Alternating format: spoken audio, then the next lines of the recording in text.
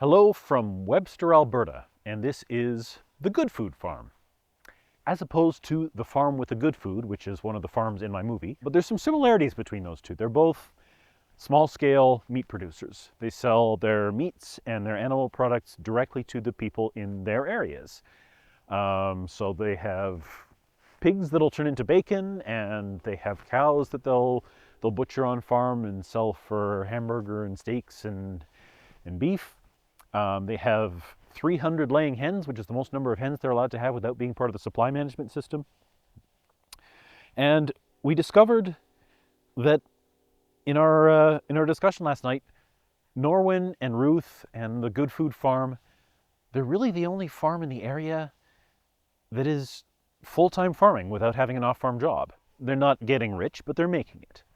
And they're figuring it out. And they're doing it because they love it. They're doing it for the romance of it, which is a theme that I talk about in the film. But what came up in our discussion is that, yeah, there's a certain number of Norwin and Ruth types that are willing to do this kind of farming for the romance. But what made this scale of farming viable back in the day was that there was a whole economy supporting them. There was people that were willing to drive trucks and bring it to market, and small-scale butchers and abattoirs, and all of that infrastructure is kind of gone. That is what makes us a local economy possible, is that kind of getting food to market. And yeah, it's a lot less glamorous than being on a beautiful farm and raising animals. So that's one of the challenges that came up in our discussion last night, and it really, yeah, made me think about, yeah, okay, well, we've got the romance on the farm. How do we get the romance in driving a truck? I don't know the answer to that. This is the Homestead Farm, and behind me is, well, I don't think they call it a pig city, but I call it a pig city because look at all the houses. Anyway, there are pigs there living temporarily.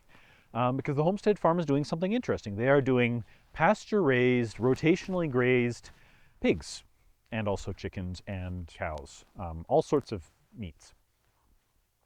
Anyway, we had a discussion a couple days ago about how there is no one left in Alberta that will do small-scale chicken slaughter. You just can't do it. So they're doing it here. But I chose to start our discussion with that because it's a very serious issue here in Alberta. I guess I was a little bit confused by the discussion that came out because everyone kind of reverted to this, oh, well, we're just heavily overregulated and that's a problem. And I don't know if there's something cultural about Albertans and overregulation. I don't want to say that regulation isn't the problem. I don't know enough about, maybe it is. But what made the discussion hard for me was that it was just people dug into their preconceived views, and there was not a lot of back and forth that felt like discussion. So that's got me sort of thinking, well, how did I create that situation?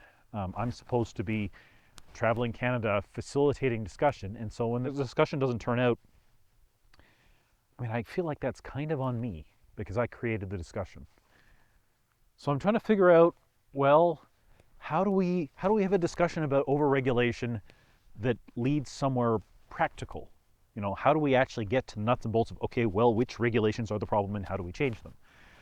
Because I kept trying to go there and I don't feel like I got there. Anyway, these are the things that need to be done to bring Canada together again and actually get things done. So I have some work to do. Anyway, welcome to the Homestead Farm. Apparently you can buy pigs from Pig City at Choices in Vancouver. So the pigs go a long way.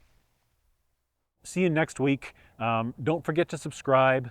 You can also sign up for the newsletter. We have a podcast coming out. I do some writing. There are other types of media that you can't get on YouTube, so sign up for that. And yeah, this tour is possible because, well, I'm taking it across Canada. So if you know anyone somewhere in Canada that should see this film, or you want to bring me to your community, hit me up. I will bring the film to you, and we'll host a discussion. All right, till next week.